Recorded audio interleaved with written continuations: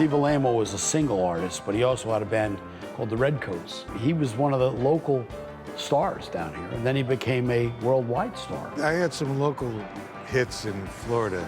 A song called Happy, a song called Big Bad Beulah, but I had a hit called Every Day I Have to Cry Some. It became a national hit. I've known Ted about 30 years. Ted sold me 2 or 3 cars.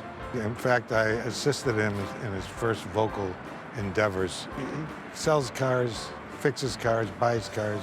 Boxer maybe, wrestler maybe, comedian really maybe, can't sing. I had 3 or 4 bands, and I was so popular that when I retired, nobody noticed. Do you know the song No Money Down by Chuck Berry? Yeah, sure. Chuck Do you really? Yeah. Recorded for Chess Records. Yeah. That was my label with Every Day I Have to Cry Some.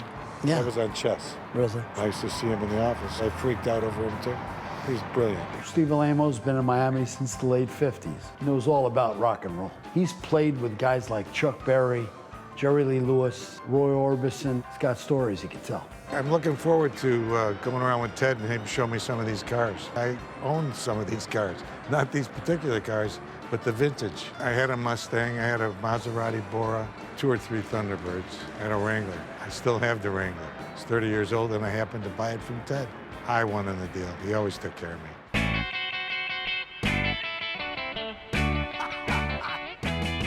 I've been walking a lot with Steve Alaimo, one of my idols. He was, a big star in the 60s and knows music, been in the music business for years. And I've been talking cars and music with him. It's been fantastic. There you go, Steve. Oh, GTO. I hate to say I was around when these came out. What song does that car remind you of? Riding in the Daytonas. Little GTO. Little GTO.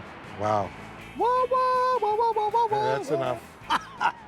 I love to see all these cars because I grew up with a lot of them. When I started driving cars, I had no idea I would live long enough to see all of them sit in lots. Mustang Sally. Wow. The Wicked, Mr. Wilson Pickett. Wilson Pickett was he was. terrific. But the car wasn't bad either. I had one of these Mustangs. Cars have changed through the years. Some things are exactly the same. There are improvements, obviously, but the style, they're so different. I think that's why there's a market for old cars and classic cars. It's because they have individuality. How about the 58 Bel Air?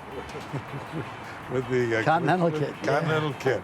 I'm talking, this is the 50s right here. It's I definitely. love this. Music and cars define time, define generations. Groups of us grew up with certain music, and you equate that with the cars you drove.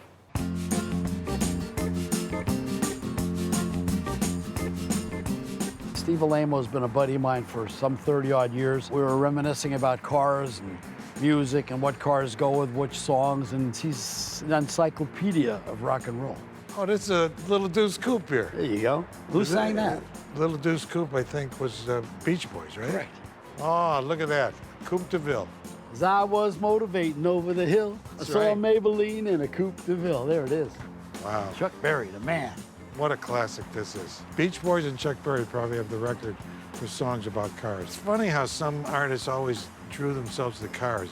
Like the Beach Boys, Chuck Berry was big with it. And groups that name themselves after cars.